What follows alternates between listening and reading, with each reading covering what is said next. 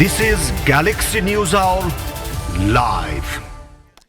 प्रधान न्यायाधीश चोलेन्द्र शमशेर राणाले इमान र नैतिकता गुमाएको आरोप सहित बालवाला सबै न्यायाधीश र कानुन व्यवसायीले राजीनामाका लागि दबाब दिइरहेका बेला उनका एकपछि अर्को विवादित प्रकरण सार्वजनिक भएका छन्। कांग्रेस सभापति शेरबहादुर देउवालाई प्रधानमन्त्री बनाउन परमादेश जारी गरे बापत मन्त्री परिषदमा भाग लिएको आरोप त लागिरहेकै छ। प्रधान न्यायाधीशकी श्रीमती रेजी राणा छेत्रीका नाममा अदालतमा विचाराधीन मुद्दाका एक झगडियासँग 13 वर्ष अघि 2,40,00,000 रुपियाँमा काठमाडौँमा एक रोपनीभन्दा बढी जग्गा र त्यसमा बनेको घर खरिद गरेको प्रमाण पनि फेला परेको छ।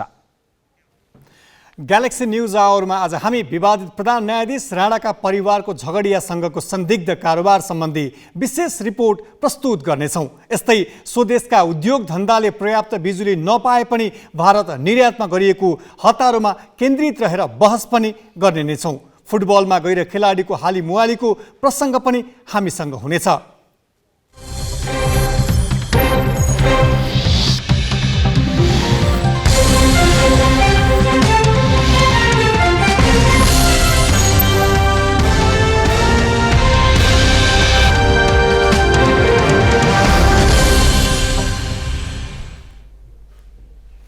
नमस्कार, यो हो ग्यालेक्सी न्यूज आवर। सही सूचना र प्रष्ट विश्लेषण सहित उपस्थित भएका छौं। अब हेडलाइन्स।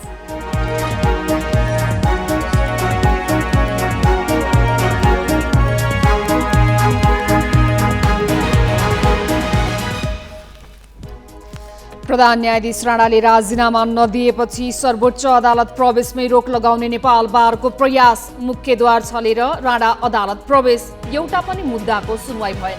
राणाद्वारा अदालतमा विचाराधीन मुद्दाका झगडियासँग संदिग्ध कारोबार। 13 वर्ष अघि काठमाडौँको ठमेलमा 2,40,00,000 रुपैयाँमा घर जग्गा खरिद। स्वदेशकै उद्योगले मागे जति बिजुली नपाइरहेका बेला प्राधिकरणद्वारा भारत निर्यात। कार्यकारी निर्देशक घिसिङ भन्छन् खेर जाने बिजुली मात्र पठाइएको हो। चिनिया कम्युनिस्ट पार्टीद्वारा राष्ट्रपति शी चिनफिङलाई माओ र दिङकै हारहारी उभ्याउने प्रयास। महाधिवेशनबाट थप शक्तिशाली बनाउने प्रस्ताव पारित। र आर्थिक अवस्था कमजोर रहेको अखिल नेपाल फुटबल संघमा जथाभावी खर्च। पदाधिकारीलाई कतार र मालदिप्स घुमाउँदा 35 लाख सकियो।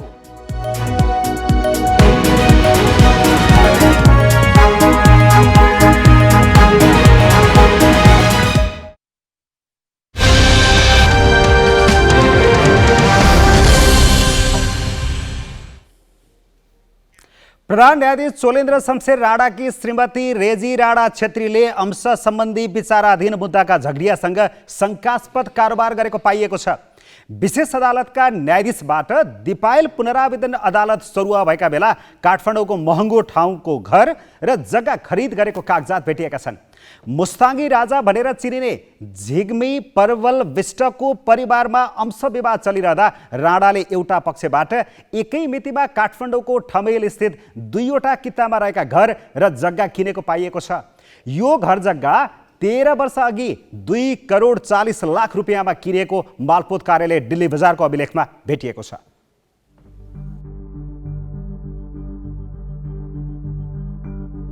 मुस्ताङ्गी राजा ओङ्गल जिम्बा पल्वरका 3 छोरा थिए। जेठा आङ्गुन वाङ्दी न्याङ्बो पल्वर, माइला चारङ स्यान्टुङ र कान्छा झिग्मी पल्वर विष्ट। यी मध्ये जेठा आङ्गुन वाङ्दी 2015 सालमै बिते भने माहिला गृहस्थ त्यागेर औतारी लामाका रूपमा गुम्बा सम्हालेर बस्न गए। कान्छा झिग्मी पल्वर विष्टले सम्पत्ति नदिएको भन्दै जेठा आङ्गुन वाङ्दीकी श्रीमती डिक्की डोलकरले अंश मुद्दा दायर गरिन्। उक्त मुद्दा जिल्ला पुनरावेदन हुँदै सर्वोच्च अदालत आइपुग्यो। सर्वोच्चमा पनि 2 न्यायाधीश भएको संयुक्त इजलास र 3 न्यायाधीश भएको पूर्ण इजलासमा गरी अन्तिम फैसला हुँदासम्म 20 वर्ष लागेको देखिन्छ। 2052 सालमा सुरु भएको मुद्दा 2072मा सकिए पनि यस बीचमा डिक्की डोलकरको मृत्यु भयो। उनका तर्फको अंश पाउनुपर्ने दाबीसहित छोरीहरूले काका झिग्मी पल्वरसँग मुद्दा लडिरहेका थिए। अदालतमा अंश मुद्दा विचाराधीन रहेकै बेला 2065 सालमा झगडिया मध्येकी एक डिकी डोलकरकी छोरी छिमी डोलकरबाट राणाले 2 करोड 40 लाख रुपियाँको कारोबार गरेका छन्। अंश मुद्दा चलिरहेका झगडियाको सम्पत्ति सामान्यतः बेचबिखन हुँदैन। बहलवाला न्यायाधीशकै परिवारबाट झगडियाको सम्पत्ति खरिद हुनु संदिग्ध भन्दै वरिष्ठ अधिवक्ता शम्भु थापाले गत मंगलबार पूर्व न्यायाधीशसँगको खुल्ला छलफलमै प्रश्न उठाएका थिए। इनका धन सम्पत्ति हेरौँ, यो कुनै व्यक्तिगतसँग छैन। अब विशेष अदालत म यति राख्न चाहन्छु कि विशेष अदालतबाट सरुवा भएर गइसकेपछि पत्रकारहरूले खरिद गरेको जग्गा पनि पठाएका छन् उहाँको श्रीमतीको नाउँ। अब खाली पैतृक हो कि उसको रकम हो? 67 साल लिखत सहित रेजा रहेछ उहाँको मिसेसको नाम, पति चोलेन्द्र शमशेर जबरा भनेर। तर मैले अहिले भने 67 साल। मालपोत कार्यालय दिल्ली बजारबाट उपलब्ध कागजात अनुसार काठमाडौँ महानगरपालिका वडा नम्बर 30 अर्थात् निर्वाचन आयोग रहेको भवनको ठिक पछाडिपट्टि कित्ता नम्बर 109 र 110 स्थित जग्गा र त्यसमा बनेका घर प्रधान न्यायाधीश राणाकी श्रीमती रेजी राणा छेत्रीका नाममा खरिद गरिएको छ। कित्ता नम्बर 109 को क्षेत्रफल 8 आना 2 दाम छ। यसमा जग्गाको मोल 90,50,000 र घरको मोल 16 लाख कायम गरी 1 करोड 6 लाख 50,000 रुपियाँमा कारोबार भएको राजीनामा पत्रमा उल्लेख छ। यस्तै 110 नम्बर कित्ताको क्षेत्रफल 8 आना 3 दाम छ। यस जग्गाको मोल पनि 90,50,000 र घरको मोल 43 लाख गरी 1 करोड 33 लाख 50,000 रुपियाँमा कारोबार भएको छ। प्रधान न्यायाधीश राणा विवादित भइरहँदा यस कारोबारलाई लिएर पनि राज्यका निकायले छानबिन गर्नुपर्ने माग कानुन व्यवसायीहरूले उठाएका छन्। अब राजीनामाले मात्रै पनि हुँदैन। भर्खरै मात्रै पनि हामीले बङ्गलादेशको पूर्व प्रधान न्यायाधीश सुरेन्द्र कुमार सिन्हा जो चाहिँ काठमाडौँमा पनि आउनु भएको थियो, यो सार्क स्तरीय चिफ जस्टिसहरूको सम्मेलनमा आउनु भएको थियो। उहाँको हामीले यहाँ पनि कुरा सुनेका थियौँ। त्यतिखेर उहाँलाई अहिले चाहिँ 11 वर्ष कैद गरिया छ र उहाँले सम्पत्ति शुद्धिकरण गर्नुभयो भन्ने छ। हो त्यही प्रकरण अहिले चाहिँ यहाँ पनि दोहोरिनेवाला छ।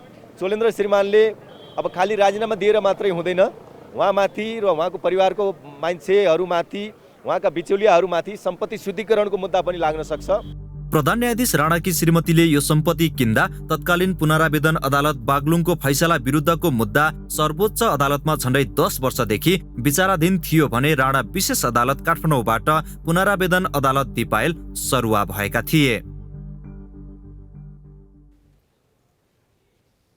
विवादित प्रधान न्यायाधीश चोलेन्द्र शमशेर राणाले राजीनामा दिनुपर्ने मागसहित आन्दोलनरत नेपाल बार एसोसिएसनले आज उनलाई सर्वोच्च अदालतमा प्रवेश गर्नै नदिने गरी प्रवेशद्वारमै धरना कार्यक्रम राखेको थियो।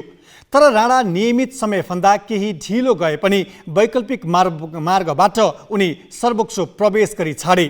प्रधान न्यायाधीश राणालाई निवासदेखि रामशाह पथसम्म हाम्रा सहकर्मीहरूले पछ्याएका थिए।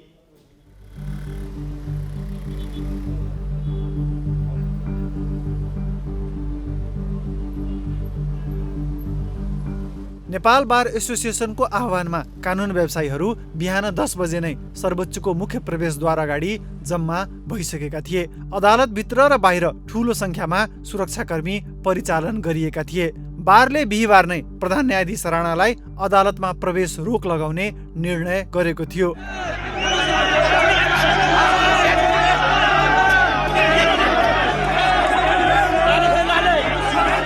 आफूहरूले गरेको आन्दोलन दबाउन हतियार सहितका प्रहरी परिचालन गरेको भन्दै त्यसको विरोधमा बारले राणालाई सर्वोच्च पस्नै नदिने कार्यक्रम तय गरेको थियो। तर राणाले प्रदर्शनरत कानुन व्यवसायीलाई नै झुक्क्याइदिए। सामान्यतः प्रधान न्यायाधीश राणा सहित सबैले यो मुख्य प्रवेशद्वार प्रयोग गर्छन् र 10 बजेको आसपास सर्वोच्च आइपुग्छन्। शुक्रबार भने उनको कार्यालय प्रवेशको समय र रुट फेरियो। उनी 11:15 बजेपछि मात्र बालुवाटार स्थित सरकारी निवासबाट निस्किएका थिए। यति बेला प्रधान न्यायाधीश चोलेन्द्र शमशेर जबरा आफ्नो सरकारी निवासबाट सर्वोच्च अदालततर्फ प्रस्थान गर्नुभएको छ भने सर्वोच्च अदालतमा उहाँलाई प्रवेश गर्न नदिने भन्दै नेपाल बार एसोसिएसनको अगुवाईमा यतिखेर सर्वोच्च गेट अगाडि धरना भइरहेको छ।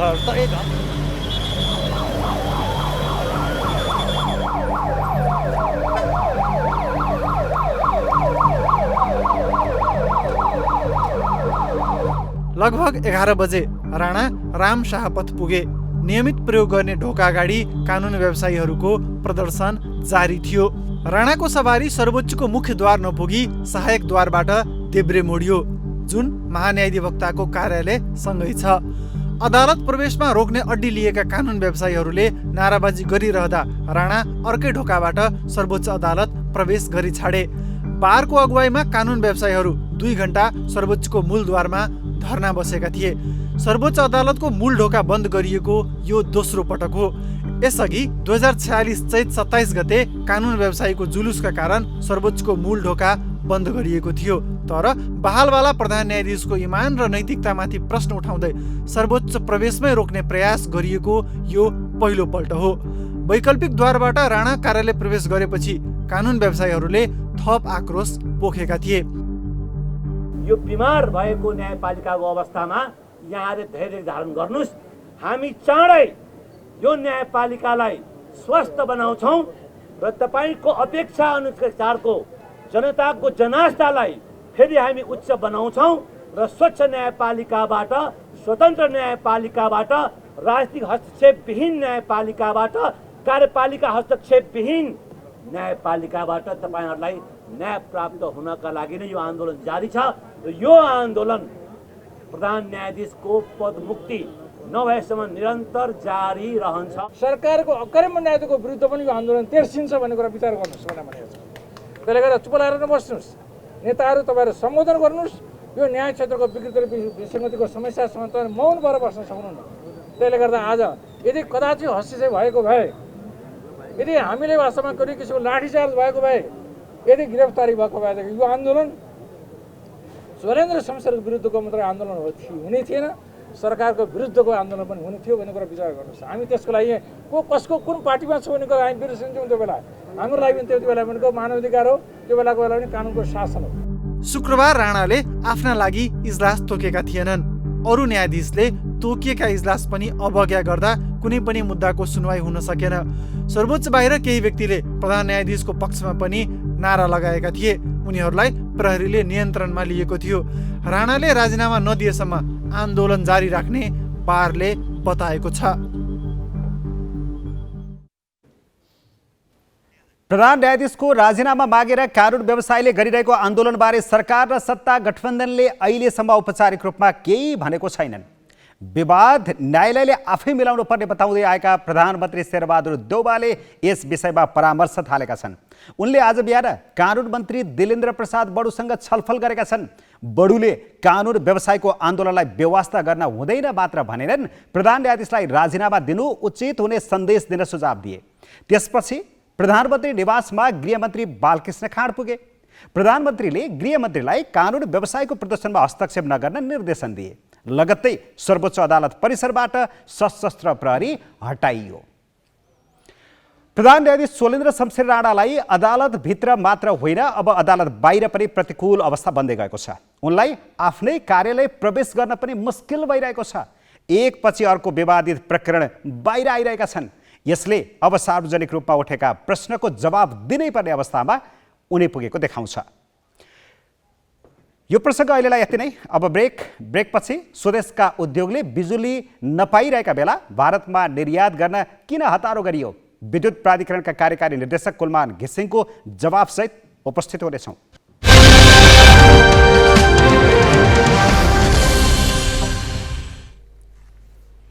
अब केही न्युज संक्षेपमा। नेकपा एमाले 10औं महाधिवेशनको लोगो र नारा सार्वजनिक गरेको छ। ललितपुरको च्यासल स्थित तुलसीलाल स्मृति प्रतिष्ठान भवनमा आज पत्रकार सम्मेलन गरी महासचिव ईश्वर पोखरेलले लोगो र नारा सार्वजनिक गरेका हुन्। एमाले महाधिवेशनका लागि दक्षिणपन्थी अवसरवाद र साङ्गठनिक अराजकताको अन्त्य गरौँ, जबजको मार्गदर्शनमा समाजवादको आधार तय गरौँ भन्ने नारा तय गरेको छ। यस्तै गैडा पार्टीको झण्डा बोकेको लोगो बनाइएको छ। एमाले 10औं महाधिवेशन मङ्सिर 10 देखि 12 गतेसम्म चितवनमा गर्ने तालिका छ। उसले महाधिवेशन प्रतिनिधि भोलि छनौट गर्दैछ। एमाले यसपालि महाधिवेशनको प्रचार प्रसारमा पर्चा पम्पलेट प्रयोग नगर्ने बताएको छ। नेकपा एकीकृत समाजवादीका अध्यक्ष माधव कुमार नेपालले 5औं 5 दल बीचको गठबन्धन आउँदो चुनावसम्म कायम रहने भन्दै नेता तथा कार्यकर्तालाई नआत्तिन आग्रह गरेका छन्। अध्यक्ष नेपालले आज बसेको पार्टीको स्थायी कमिटीको बैठकमा गठबन्धनले राष्ट्रिय सभाको मागमा हुने चुनावमा गठबन्धनले साझा उम्मेद्वार उठाउने बताए। राष्ट्रिय सभामा 19 सदस्यका लागि माग दोस्रो साता चुनाव गर्ने तयारी छ। मिति भने घोषणा भएको छैन। नेकपा एकीकृत समाजवादीका अध्यक्ष नेपालले प्रतिनिधि सभा र प्रदेश सभाको उपनिर्वाचनमा पनि गठबन्धनले साझा उम्मेद्वार नै खडा गर्ने बताए। बैठकले एकता सम्भव हुने शक्तिसँग वार्ता गर्ने निर्णय गरेको छ। नेकपा माओवादी केन्द्रका अध्यक्ष पुष्पकमल दाहालले नेत्रविक्रम चन्दलाई प्रचण्ड बन्ने सपना नदेख्न आग्रह गरेका छन्। दाहालले आज विभिन्न पार्टी छाडेका युवाहरूलाई पार्टीमा स्वागत गर्दै एक युगमा धेरै व्यक्ति प्रचण्ड बन्न नसक्ने भएकाले चन्दलाई माओवादीमै फर्कन आग्रह गरे। चन्दले दाहालको साथ छोडेर आफ्नो नेतृत्वमा नयाँ पार्टी चलाइरहेका छन्। उनले एक्लै हिँड्दा लक्ष्य प्राप्ति नहुने बरु छेदविच्छेद हुने भन्दै चन्दलाई सचेत गराए। दाहालले चन्दका साथै आफ्नो साथ छोडेका बाबुराम भट्टराई, मोहन वैद्य लगायत नेता पनि माओवादीमा फर्किने विश्वास गर्दै यस विषयमा कसरत भइरहेको बताए। बीपी कोइराला स्वास्थ्य विज्ञान प्रतिष्ठानका पदाधिकारीलाई बर्खास्त गर्न स्वास्थ्य मन्त्री संयोजक रहेको समितिले सिफारिस गरेको छ। स्वास्थ्य मन्त्री विरोध खतिवडा संयोजक रहेको 3 सदस्यीय समितिले विवादमा मुछिएका पदाधिकारीलाई बर्खास्त गर्नुपर्ने सुझाव सहितको प्रतिवेदन आज प्रधानमन्त्री शेरबहादुर देउवालाई बुझाएको हो। सुशासन, पारदर्शिता र स्वास्थ्य सेवामा सुधार लगायत माग राख्दै त्यहाँ कार्यरत चिकित्सक, कर्मचारी र विद्यार्थी असारदेखि आन्दोलनमा छन्। उनीहरूले उपकुलपति डाक्टर ज्ञानेन्द्र गिरी लगायत पदाधिकारीमाथि अनियमितताको आरोप लगाउँदै बर्खास्त गर्नुपर्ने माग पनि गरेका थिए।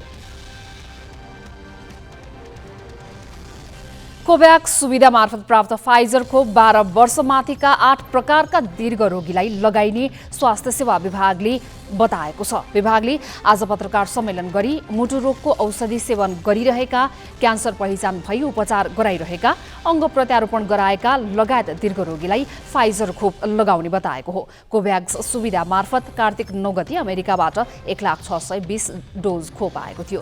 पहिलो डोज कार्तिक 28 देखि मङ्सिर 4 सम्म लगाउने तालिका छ। खोप लगाउन 24वटा अस्पताल तोकिएका छन्। दोस्रो डोज पनि लगाउनु पर्ने भएकाले फाइजर खोप बढीमा 50,000 जनाले पाउनेछन्। पेट्रोलियम पदार्थमा मूल्यवृद्धिको विरोधमा सत्तारूढ दल निकट विद्यार्थीले प्रदर्शन गरेका छन्। माओवादी केन्द्र, नेकपा एकीकृत समाजवादी लगायत दलमा आबद्ध विद्यार्थीले आज नेपाल आयल निगमको कार्यालय घेराउ गरेका छन्। त्यसक्रममा विद्यार्थीले सरकार विरुद्ध चर्का नारा लगाएका थिए। पेट्रोलियम पदार्थको मूल्य वृद्धिले महँगी बढ्ने भए पनि यतातर्फ वास्तै नगरेको भन्दै उनीहरूले निगम र सरकार विरोधी नारा लगाएका हुन्। उनीहरूले संयुक्त विद्यार्थी संगठनका नाममा मूल्य वृद्धिको निर्णय तत्काल फिर्ता नलिए आन्दोलन चर्काउने चेतावनी दिएका छन्।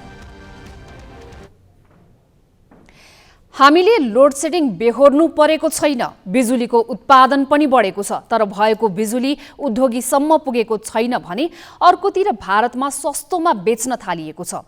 यसो किन भइरहेको छ? यसबारे थप चर्चा नवराज पाण्डेबाट। देशमा अहिले विद्युतको मागभन्दा आपूर्ति बढी छ। नेपाल विद्युत प्राधिकरणकै भनाइमा दैनिक 500 मेगावाटसम्म विद्युत खेर गइरहेको छ। तर माग अनुसार विद्युत नपाएको उद्योगीहरूको गुनासो छ। उनीहरू भन्छन् एकातिर महसुल महँगो छ, अर्कातिर मागे जति पाइएको छैन। उद्योगीसँग प्रति युनिट 14 रुपियाँसम्म महसुल लिइरहेको प्राधिकरणले छिमेकी देश भारतसँग भने औसतमा 5 रुपियाँका दरले बेचिरहेको छ।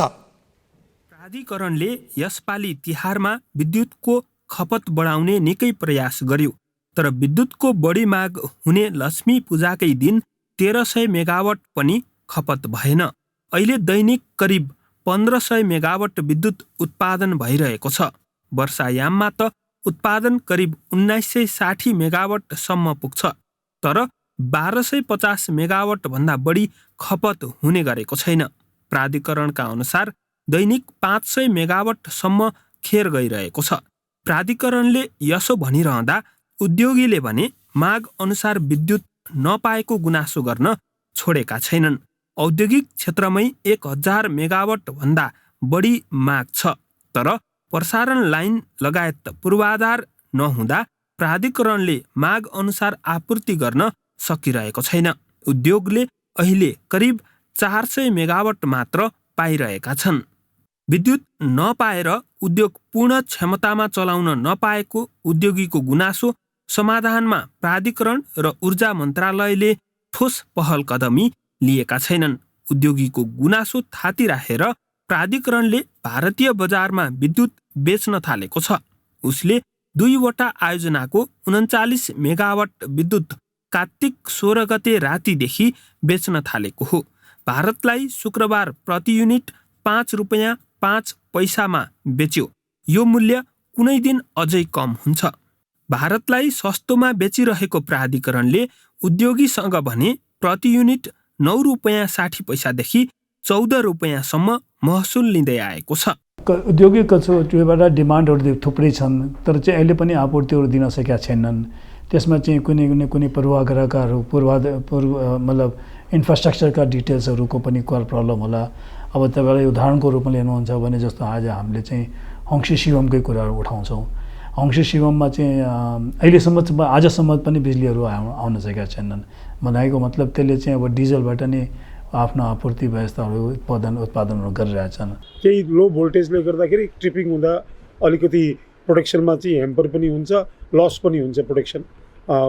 त्यसमा चाहिँ अलिकति ध्यान दिनुपर्ने हो हाम्रो विद्युतका साथीहरूले। देशभित्र अहिले खपत भइरहेको विद्युत प्राधिकरणले मात्र उत्पादन गरेको होइन, आधाभन्दा बढी निजी क्षेत्रले उत्पादन गरेको हो।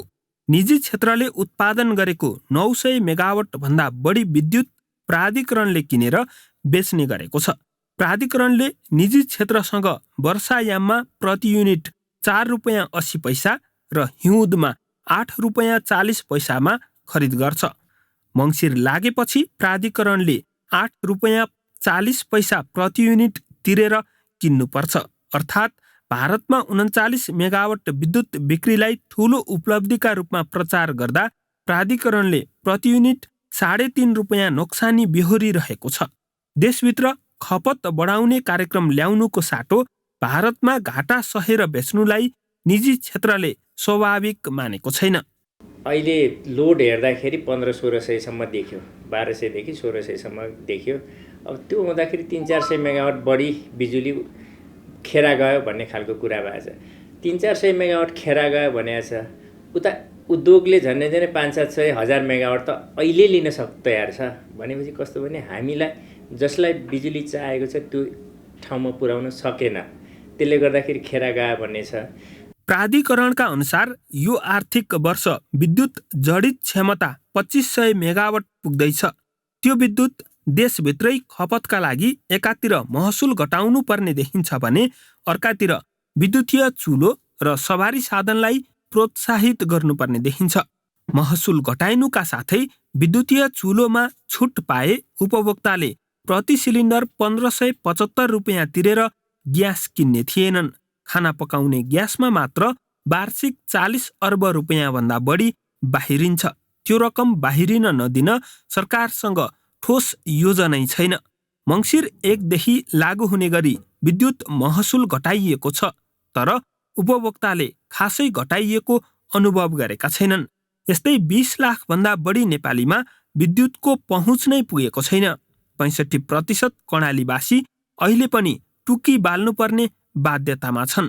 देशभित्रै खपत बढाउन सकिने स्थिति हुँदाहुँदै प्राधिकरण अनेक बहानाबाजी देखाएर पन्छिँदै आएको छ। करिब 1000 मेगावाट हाम्रो डिमान्ड छ, तर त्यो चाहिँ हामीले त्यहाँ पुर्याएको छैनौँ। अहिले तत्काल हामीले करिब 400 मेगावाटको हाराहारी मात्र उद्योगहरूलाई सप्लाई दिइरहेको छौँ। किनभनेदेखि हामीसँग राष्ट्रिय प्रसारण लाइनहरूको क्षमता पनि कम्ती भयो। अर्को कुरा, हामीले नयाँ बनाएका राष्ट्रिय प्रसारण लाइनहरू जस्तो 400 केबीको प्रसारण लाइन इनरुवा हुँदै ढल्केबर हेटौडा 400 केबी, त्यस्तै हेटौडाबाट भरतपुर हुँदै बर्दघाट 220 केबी, यी प्रसारण लाइनहरू यदि हामीले बनाउन सकेको भए हामीले अहिले उद्योगलाई करिब 1000 मेगावाट समेत सप्लाई दिन सक्ने अवस्था थियो। अन्तर्राष्ट्रिय बजारमा मूल्य बढिरहेको पेट्रोलियम पदार्थको प्रयोग कम गर्ने ऊर्जा विद्युत नै हो। विद्युतको खपत बढाउन सके त्यसले प्राधिकरणलाई फाइदा त पुग्छ नै, देशकै व्यापार घाटा न्यूनीकरणमा पनि टेवा पुग्नेछ।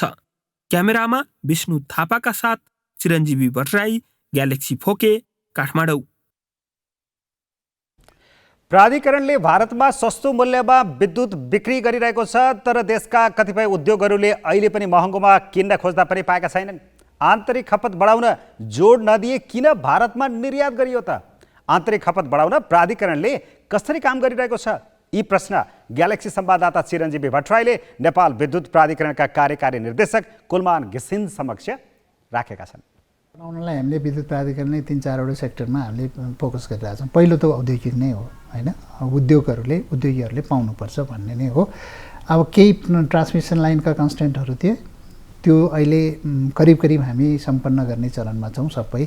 अब मागे अनुसारको विद्युत चाहिँ हामीले अब चाहिँ दिने र केही सबस्टेसनहरूलाई अपग्रेड गर्ने कामहरू भइ नै रहेछ। कसैले माग्यो भन्दैमा मागेको इमिडिएटली लिन सक्ने स्थिति पनि छैन। हामीले दिँदा पनि लिन सक्ने, किनभने इक्विपमेन्ट जडान गर्ने सबै कुरा। तर अहिले चाहिँ के हो भने एउटा एक किसिमले सबै इन्डस्ट्रीहरूले हामी आउँछौँ भनेपछि हामीले स्वीकृति दिएका छौँ। तत्कालै 132मा आयो, 66 केबी 33 केबीमा आउने इन्डस्ट्रीहरूलाई दिन्छौँ। हाम्रो फोकसै अब इन्डस्ट्रीलाई बढीभन्दा बढी छिटोभन्दा छिटो इन्डस्ट्रीलाई दिने हो। अब भारतमा पनि बिक्री गर्न सुरु गरिएको छ यो विषयमा। अब नेपालमा अहिले विद्युत हामी बर्खामा हामीले खपत गर्ने भन्दा धेरै विद्युत उत्पादन भएको छ। अब अप्पर तामाकोसी आइसकेपछि करिब अहिले हाम्रो जेनेरेसन हुने बर्खायाममा करिब 2100 मेगावाट जति आइसकेको छ भने अर्को वर्ष हाम्रो अर्को 500 मेगावाट जति छ, 2500 मेगावाटभन्दा माथि हामीसँग हुन्छ। इन्डियामा तत्काल लङ टर्म पिपिए गर्न सम्भव छैन। तत्कालै गर्नलाई हामीलाई अलिक टाइम चाहिन्छ। म आएपछि 2 महिनाभित्र यो सबै एडजस्टमेन्ट गर्नलाई केही समय पनि लाग्यो र त्यही भएर हामी तत्काल चाहिँ त्यहाँ चाहिँ डेली मार्केट छ, डे अहेड मार्केट भन्छ। भोलिको लागि आज ट्रेडिङ हुन्छ, त्यो ट्रेडिङमा हामी इन्ट्री गर्नलाई हामीले प्रस्ताव गऱ्यौँ। त्यो प्रस्ताव अनुसार धेरै प्रोजेक्टहरू पठाएका थियौँ। त्यो प्रोजेक्टमध्येमा 2टा प्रोजेक्टको चाहिँ त्रिशुली र देवीघाटको करिब 39 मेगावाटको चाहिँ उहाँहरूले पहिलो क्लियरेन्स दिनुभएको छ। तर पनि फेरि नेपालमा भन्दा सस्तोमा बिक्री गर्यो भन्ने आरोप लागिरहेको। नेपालीलाई मैले 8 रुपियाँमा बेच्छ भने 8 रुपियाँभन्दा बढीमा चाहिँ इन्डियन बल्क प्राइसमा बेच्नु भने त त्यो त सम्भव छैन नि होइन। यहाँको प्राइस हो, हाम्रो बोर्डरको प्राइस हो। हामीले किन्दा पनि इन्डियाको चाहिँ यो बोर्डर प्राइसमा किन्ने हो नि त। जस्तो 4 रुपियाँमा हामीले 4 रुपियाँ 15 पैसामा किनिरहेको हुन्छ, उताबाट इम्पोर्ट गर्दा पनि 3 रुपियाँमा हामीले किनिरहेको हुन्छौँ होइन। उनीहरूको प्राइस त महँगो छ नि त। त्यहाँको कन्ज्युमरको प्राइसभन्दा बढीमा चाहिँ इन्डियाको बल्क प्राइस बेच्न त सम्भवै छैन नि। त्यसको अर्थै छैन। तर के हो भने हामीले यहाँ प्रडक्सन गरेको इलेक्ट्रिसिटीको प्राइस चाहिँ हामीले प्रडक्सन कस्टभन्दा बढीमा बेच्न पायो भने बेटर हो। त्यो अहिले त्योभन्दा बढीमै बेचिरहेछौँ हामीले। अब डेली मार्केटमा त हाम्रो त स्पिल भइरहेछ भने अहिलेको अवस्था त हाम्रो स्पिल भइरहेको हो नि। हाम्रो खपत नभएपछि खेर गएपछि त्यो खेर जानुभन्दा त हामीलाई त 2 रुपियाँमा आयो भने 3 रुपियाँमा आयो भने नि आइसिएमा आयो भने त हामीलाई त 5 रुपियाँ त आयो, फाइदै भयो। भनेपछि अहिले तत्काल सरप्लस भएको तत्कालै बिक्री गर्नु पर्यो भने एक्सचेन्ज रेट मार्फत जानु पर्यो र लङ टर्ममा हामीसँग जति पनि सरप्लस हुन्छ त्यो त लङ टर्ममा त तपाईँले म कन्टिन्यू यति मेगावाट दिन्छु भन्ने भएपछि त अनि त्यो अनुसारको प्राइस हुन्छ नि त्यहाँ होइन। त्यो त सबै इन्डियामा पनि 90% त तपाईँ लङ टर्म पिपिए हुन्छ। 10% 5% मात्रै तपाईँको यो एक्सचेन्ज प्राइसमा बिडिङ हुने हो। त्यो हामीलाई त्यो एक्सचेन्ज मार्केटमा जान चाहिँ सहमति पनि पाए, जान सक्यो, त्यो ठुलो कुरो भयो नि। देशका कतिपय उद्योगले महँगोमा किन्न खोज्दा पनि बिजुली नपाइरहेका बेला प्राधिकरणले भारतमा सस्तो मूल्यमा निर्यात गरिरहेको छ। प्राधिकरणले निजी क्षेत्रबाट खरिद गर्दाको मूल्य, नेपालमा बिक्री गर्दाको मूल्य र भारतीय ऊर्जा बजारबाट प्राप्त हुने दरको तुलना गरी हेरौँ। प्राधिकरणले वर्षायाममा निजी क्षेत्रबाट प्रति युनिट 4 रुपियाँ 80 पैसामा खरिद गर्छ भने हिउँदमा 8 रुपियाँ 40 पैसामा खरिद गर्दै आएको छ। प्राधिकरणले हालसालै नयाँ विद्युत महसुल दर निर्धारण गरेको छ, जसमा 20 युनिटसम्म खपत गर्नेले 30 रुपियाँ भुक्तानी गर्नुपर्छ भने सोभन्दा माथि खपत गर्नेले सिङ्गल फेजमा प्रति युनिट 4 रुपियाँदेखि 11 रुपियाँसम्म तिर्नुपर्छ। 3 फेजमा 10 रुपियाँ 50 पैसादेखि 11 रुपियाँ 50 पैसासम्म शुल्क लाग्छ।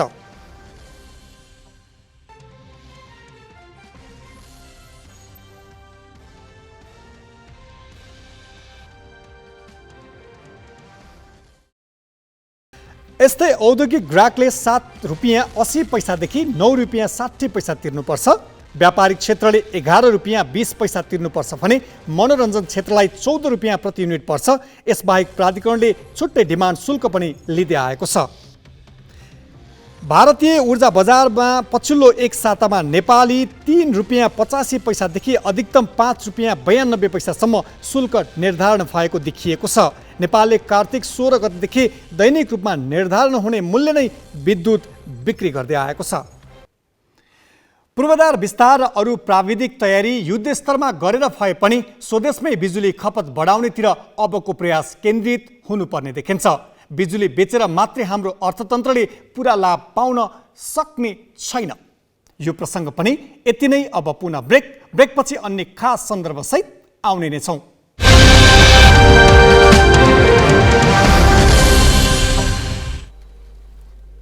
अब केही न्युज संक्षेपमा।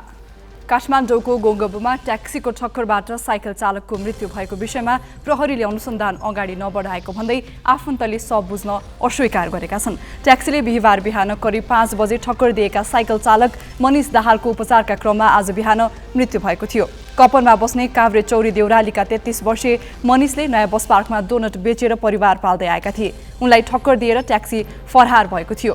प्रहरीले आशंकित ट्याक्सी र चालकलाई नियन्त्रणमा लिई अनुसन्धान गरिरहेको बताएको छ। मनिषको शव वसुन्धरा स्थित ग्रिन सिटी अस्पतालमा छ। जिल्ला प्रशासन कार्यालय गुल्मीको सेवा प्रवाह प्रभावकारी नहुँदा सेवाग्राही समस्यामा परेका छन्।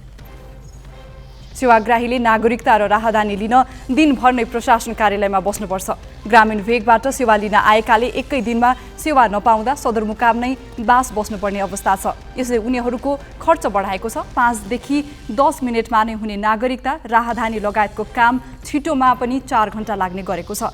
कार्यालयमा 2 जना प्रशासकीय अधिकृत मध्ये ज्ञानुकुमारी भूषाल 30 पछि बिदामा छिन्। शहीद स्मारक A division league single round रोबिनका आधारमा हुने भएको छ। लिगमा 13 चरणमा 91 खेल हुनेछन्। अखिल नेपाल फुटबल सङ्घ एन्फाले 7मा 4 दिन खेल खेलाउने बताएको छ। शुक्रबार र शनिबार 2-2 खेल हुनेछन् भने आइतबार 1 तथा सोमबार 2 खेल खेलाइनेछ। ए डिभिजन 14 क्लबको भिडन्तमा यसपटक 2 क्लब रेलिगेसनमा पर्नेछन्। एन्फाले पुरस्कार राशि बढाएको छ। लिग विजेताले 75 लाख, दोस्रो हुनेले 50 लाख र तेस्रो हुने टिमले 25 लाख रुपैयाँ पाउनेछन्। लिगमा उत्कृष्ट खेलाडीले गोल्डेन बल, सर्वाधिक गोलकर्ताले गोल्डेन बुट र उत्कृष्ट गोल रक्षकले गोल्डेन ग्लोब्स प्राप्त गर्नेछन्। विधागत पुरस्कार भने हटाइएको छ। ललितपुर महानगरपालिका र धनगढी उपमहानगरपालिका उपमेयर कप राष्ट्रिय महिला लीग छनौट प्रतियोगिताको फाइनलमा प्रवेश गरेका छन्। फाइनलमा प्रवेशसँगै ललितपुर र धनगढीले राष्ट्रिय लीगमा स्थान पक्का गरेका छन्। एन्फा मैदानमा आज भएको पहिलो सेमी फाइनलमा ललितपुरले झापाको कन्काई नगरपालिकालाई 1-0 गोलले पराजित गर्यो। कप्तान निर्मला विकले तेस्रो मिनेटमा गरेको गोल नै ललितपुरको जितमा निर्णायक भयो। आजै भएको दोस्रो सेमी फाइनलमा धनगढीले गौरीगङ्गा नगरपालिकालाई 4-0 गोलले हराउँदै फाइनलमा स्थान बनाएको छ। पहिलो हाफमा 1 गोल गरेको धनगढीले दोस्रो हाफमा 3 गोल थप्यो। फाइनल खेल आइतबार हुनेछ। म्यानमारको एक सैन्य अदालतले अमेरिकी पत्रकार ड्यानी फेन्स्टरलाई 11 वर्षको कारागार सजाय सुनाएको छ। अध्यागमन कानुन उल्लङ्घन गरेको, सेना विरुद्ध प्रोत्साहन गरेको र गैर कानुनी सङ्गठन गरेको आरोपमा दोषी ठहर गर्दै पत्रकार ड्यानीलाई 11 वर्ष जेल सजाय सुनाइएको हो। केही दिनअघि उनीमाथि आतंकवाद र राजद्रोहको मुद्दा पनि दर्ता भएको छ। त्यसमाथिको सुनवाई मङ्गलबार सुरु हुनेछ। आरोप प्रमाणित भए उनलाई जन्मकैदको फैसला हुन सक्छ। ड्यानी फ्रन्टियर म्यानमार अनलाइनका सम्पादक हुन्। बेलारुसले युरोपियन युनियनले आफूमाथि प्रतिबन्ध लगाए युरोपमा ग्यास आपूर्ति बन्द गर्ने चेतावनी दिएको छ। पोल्यान्डको सीमा क्षेत्रमा आप्रवासी सङ्कट निम्त्याएको भन्दै युरोपियन युनियनले प्रतिबन्ध लगाउने तयारी गरेपछि बेलारुसको यो चेतावनी आएको हो। बेलारुसका नेता अलेक्जेन्डर लुकासेनोले प्रतिबन्ध लगाइए रुस हुँदै युरोपमा लगिएको ग्यासको पाइपलाइन बन्द गरिने चेतावनी दिएका हुन्। पोल्यान्ड र बेलारुसको सीमा क्षेत्रमा हजारौं आप्रवासी युरोप प्रवेश गर्न टेन्ट गाडेर बसेका छन्। तिनीहरू अधिकांश इराक, सिरिया र यमनका हुन्। बागमती आसपासमा फोहोरका दृश्य मात्रै छैनन्, केही आशा लाग्दा अभ्यास पनि हुँदैछन्। यस्तै एउटा अभ्यास हो बागमतीको शिरमा पानी भण्डारणका लागि बनाइँदै गरेको बाँध। यो प्रसङ्ग निमेष बन्जारेबाट हो। बागमती सुधारमा फोहोरका दृश्य मात्र छैनन्, सफाइका केही सङ्केत पनि छन्। बागमती सफाइकै लागि भनेर नागमतीको शिरमा एसियाली विकास बैङ्कको साझेदारीमा 51 करोड लागतमा 8,50,000 घनमिटर पानी भण्डार क्षमताको बाँध बाँधिँदैछ। थप क्षेत्रमा बाँधिँदै गरेको बाँधले हिउँद याममा 40 लिटर बहाव थप्नेछ र यसले बागमती शुद्धिकरणमा टेवा पुर्याउने नदी सुधार आयोजनाको विश्वास छ। 2072 अघिसम्म काठमाडौँ शिवपुरी स्थित धापको परिचय बोझो घारीमा सीमित थियो। नागमतीको शिर बोझोले छपक्कै छोपेको धापको परिचय फेरिँदैछ। सिन्धुपाल्चोकको मेलम्ची 3 र काठमाडौँको गोकर्णेश्वर 1 को सीमा क्षेत्र धापमा 8,50,000 घनमिटर पानी भण्डारण क्षमताको ताल निर्माण हुँदैछ। 2072 असोज 22 गतेबाट निर्माण आरम्भ भएको धाप ड्याम सम्झौता अनुसार 2074 मै सम्पन्न भइसक्नु पर्ने थियो। अधिकार सम्पन्न बागमती सुधार आयोजनाले निर्माणमा ढिलासुस्तीको कारण कोभिडलाई देखाएको छ। ठिकै हो, हामीले 72 मा चाहिँ सम्झौता गरेर 74 मा सक्नुपर्ने हो, तर यहाँ चाहिँ यो राष्ट्रिय निकुञ्ज क्षेत्रभित्र भएको कारणले गर्दाखेरि यहाँ एक्सेस पाउनलाई झन्डै 2 वर्ष कुर्नु पर्यो। त्यसपछि यो काम गर्ने क्रममा भुइँचालो पनि यही बेलामा आयो र पछि यो कोभिडका 2टा वेभहरू पनि सँगसँगै त्यही बेलामा परे र यो इन्टरनेसनल एक्सपर्टिजहरू यसमा चाहिँ चाहिने निर्माण गर्नलाई, कन्सल्टिङ गर्नलाई सबै विदेशी परामर्शदाताहरू, विदेशी विज्ञहरू, विदेशी मालसामानहरू ल्याएर काम गर्नुपर्ने हुनाले यो आयोजना अलिकति ढिलो भएको देखिएको हो। तथापि हाल हेर्दाखेरि हालको यसको चाहिँ कार्य प्रगति उल्लेखनीय र उत्साहप्रद छ, यहाँले देख्नु भएकै छ। र अहिले समग्रमा भन्नुपर्दाखेरि भौतिक प्रगति यो ड्यामको करिब 92% भएको छ भने आर्थिक प्रगति अथवा वित्तीय प्रगति 78% पुगेको छ। निर्माणपछि जेठ, असार, साउन र भदौ 4 महिना आकाशे पानी 24 मिटर अग्लो ड्याममा जम्मा हुनेछ। त्यो पानी हिउँद याममा बागमतीमा बहनेछ। ड्यामको पानीले बागमतीमा प्रति सेकेन्ड 40 लिटर बहाव थपिनेछ। सुक्खा याममा बागमतीमा पानीको बहाव 37 लिटर प्रति सेकेन्ड मात्रै हुने आफ्नो अध्ययनले देखाएकाले समितिले बागमती सफाइमा योगदान पुग्ने अपेक्षासहित ड्याम निर्माण अघि बढाएको हो। हामीले यो पानी जम्मा गर्ने क्रममा मुख्यतः संरचनाको कुरा हेर्दाखेरि एउटा मेन ड्याम बनाएको छौँ, यहाँ देख्न सक्नुहुन्छ। यो मेन ड्याम चाहिँ 24 मिटर अग्लो छ र झन्डै 150 मिटर लम्बाइमा छ। त्यसै गरी अरू 3टा चाहिँ स्याटेलाइट ड्यामहरू यता निर्माण भएका छन्। स्याटेलाइट ड्याम भनेको त्यो देउराली जस्तो भाग परेको छ, त्यहाँबाट पानी स्पिल भएर नजाओस् भन्नको लागि 3टा ड्याम बनाइएको छ। मुख्य संरचना यी नै हुन् र यही संरचनाको बिचमा चाहिँ पानी जम्मा हुन्छ। झन्डै 8 लाख घनमिटर चाहिँ पानी यहाँ जम्मा हुन्छ र यो पानी चाहिँ हामीले निरन्तर चाहिँ बागमतीमा प्रवाह गर्न सक्छौँ। काठमाडौँ उपत्यकामा खानेपानीको प्रमुख स्रोत बागमती नदीको कुल जलाधार क्षेत्र 197 वर्ग किलोमिटर छ। धापमा 285 रोपनी क्षेत्रमा ड्याम निर्माण गरी पानी सञ्चित गरिँदैछ।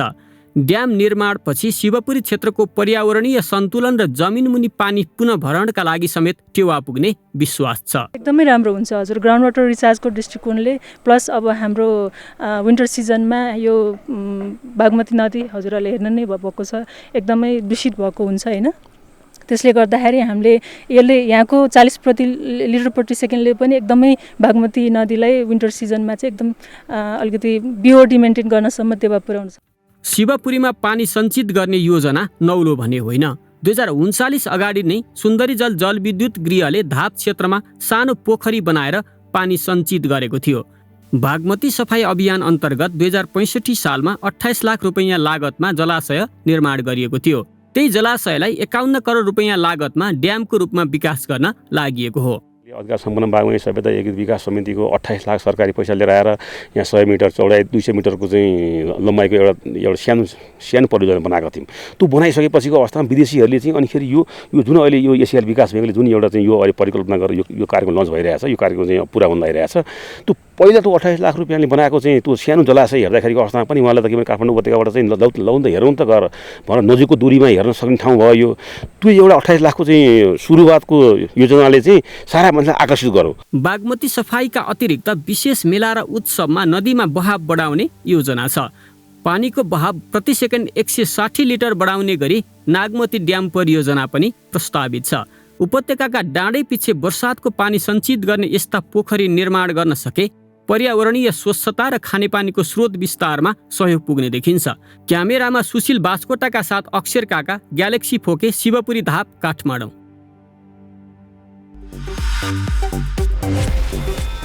Sports news brought to you by Red Blue energy drink सर्वत्र बजारमा उपलब्ध छ।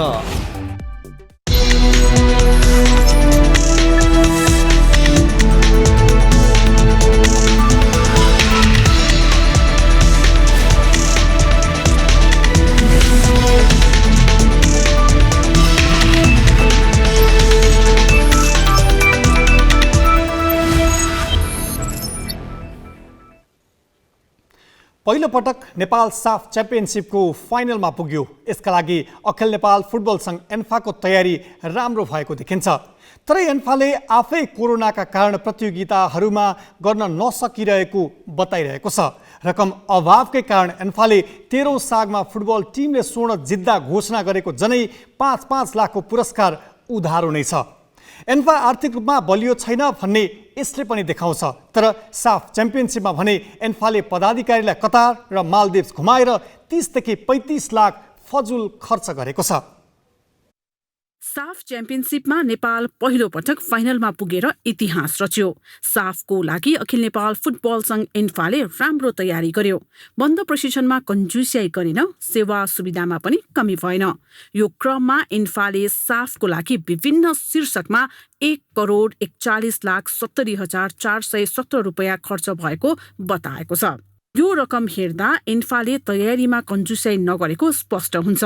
तर पछिल्लो समय एन्फा आफै भनिरहेको छ कोरोनाका कारण प्रतियोगिताहरू गर्न सकिएको छैन। गेट कलेक्सन र प्रायोजक प्रमुख आम्दानीको स्रोत हो।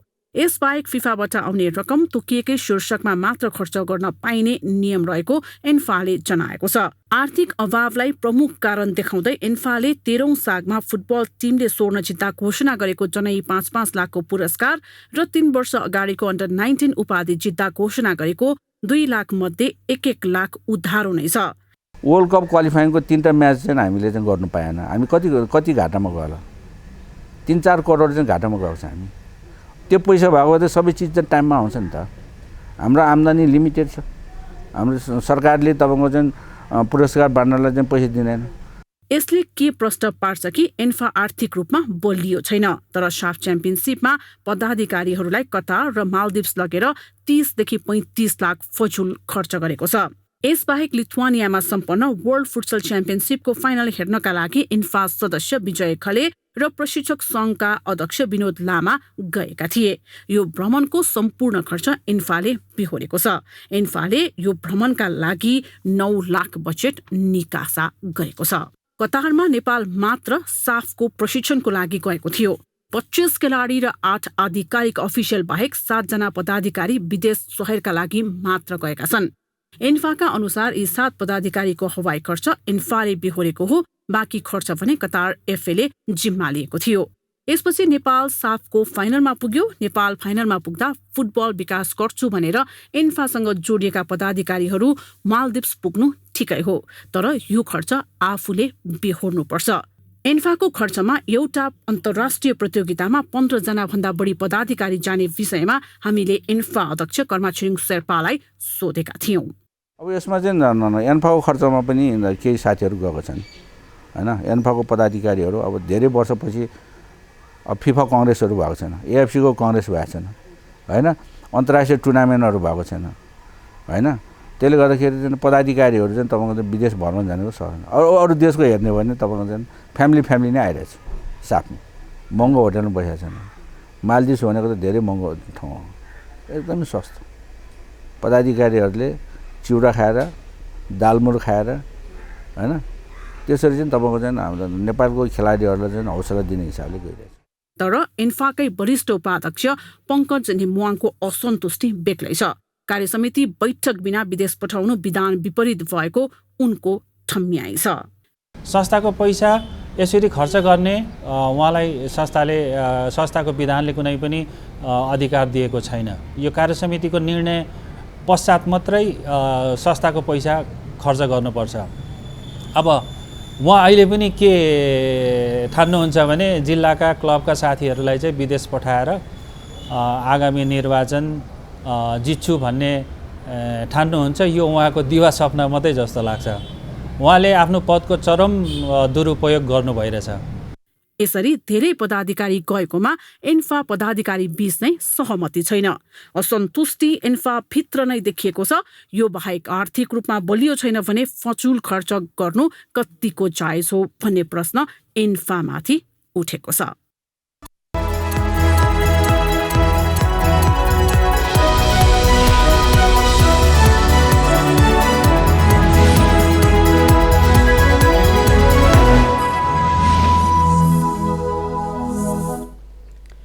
चीनको सत्तामा राष्ट्रपति सी जिनपिङको पकड बलियो बनाउन चिनिया कम्युनिस्ट पार्टीले एक प्रस्ताव पारित गरेको छ। ऐतिहासिक भनिएको सो प्रस्तावले राष्ट्रपति सीलाई थप शक्तिशाली बनाउँदै उनलाई पार्टीका संस्थापक नेता माओ त्से-तुङ र उनका उत्तराधिकारी देङ स्याओपिङको हाराहारीमा उभ्याइनेछ। चिनिया कम्युनिस्ट पार्टीले पारित गरेको दस्तावेजमा पार्टीको 100 वर्ष लामो इतिहासको सारांशको रूपमा पार्टीका महत्त्वपूर्ण उपलब्धिहरू समेटिएका छन्। दस्तावेजको पूर्ण पाठ सार्वजनिक नगरिए पनि त्यसमा समेटिएका प्रावधानले सीलाई तेस्रो कार्यकालका लागि पार्टीको नेता बन्ने अवसर खुल्ला गरेको बताइएको छ। सी सन् 2012मा चीनको राष्ट्रपति बनेका थिए। 2 कार्यकाल मात्र राष्ट्रपति हुन पाउने प्रावधानलाई सन् 2018मा नेसनल पिपुल्स काङ्ग्रेसले खारेज गरेपछि सत्तामा लामो समयसम्म रहिरहने सीको लक्ष्यलाई सजिलो बनाएको थियो। पछिल्लो पटक पारित ऐतिहासिक प्रस्ताव पार्टी स्थापनापछि पारित भएको तेस्रो प्रस्ताव हो। सन् 1945मा सबैभन्दा पहिलो प्रस्ताव पारित भएको थियो, जसमा माओ त्से-तुङलाई स्थापित गरिएको थियो। यसैगरी 1981मा दोस्रो प्रस्ताव पारित गरिएको थियो, जसमा देङ सियोपिङलाई स्थापित गरिएको थियो। तेस्रो पटक पारित भएको दस्तावेज चीनको सबैभन्दा महत्त्वपूर्ण राजनीतिक बैठकको 6औं पूर्ण सत्रमा पारित गरिएको थियो। उक्त प्रस्ताव पारित गर्नुको उद्देश्य सीलाई पार्टीका संस्थापक माओ र उनका उत्तराधिकारी देङको बराबरीमा उभ्याउन भएको जनाइएको छ। यो सँगै उक्त प्रस्ताव देङको नेतृत्वका बेला नै सुरु भएको समेत बताइएको छ। 4 दिनसम्म चलेको पार्टी बैठकमा 19औं केन्द्रीय कमिटीका पूर्ण र वैकल्पिक गरी 370 भन्दा बढी नेताहरू सहभागी थिए। आगामी वर्ष हुने नेसनल कङ्ग्रेस अघि नेताहरूको यो प्रमुख बैठक समेत हो। कङ्ग्रेसमा सीले राष्ट्रपतिको रूपमा आफ्नो तेस्रो कार्यकालका लागि प्रयास गर्ने बताइएको छ। यसअघि चीनले 2018मा राष्ट्रपति पदका लागि 2 कार्यकालको सीमा हटाएको थियो। यसले सी आजीवन पदमा रहन सक्ने जनाइएको छ। अब ग्यालेक्सी वेदर।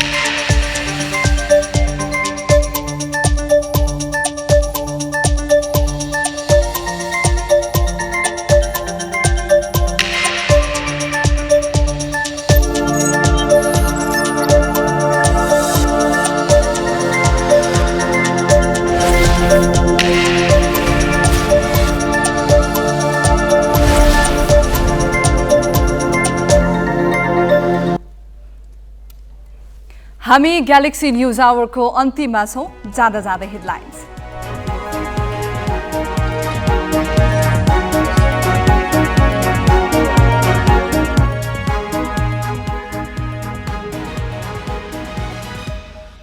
प्रधान न्यायाधीश राणाले राजीनामा नदिएपछि सर्वोच्च अदालत प्रवेशमै रोक लगाउने नेपाल बारको प्रयास।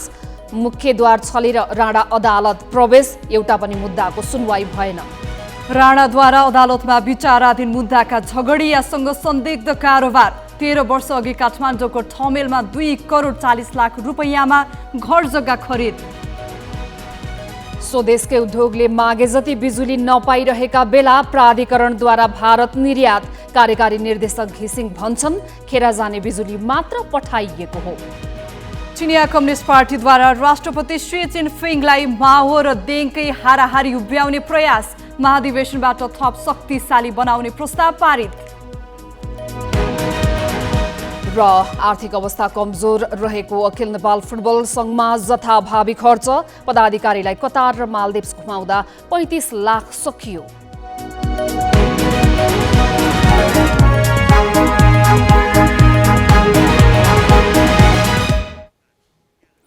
आजलाई ग्यालेक्सी न्युज आवर सकियो।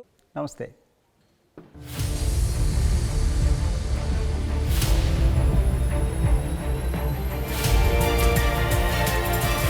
This is Galaxy News Hour live.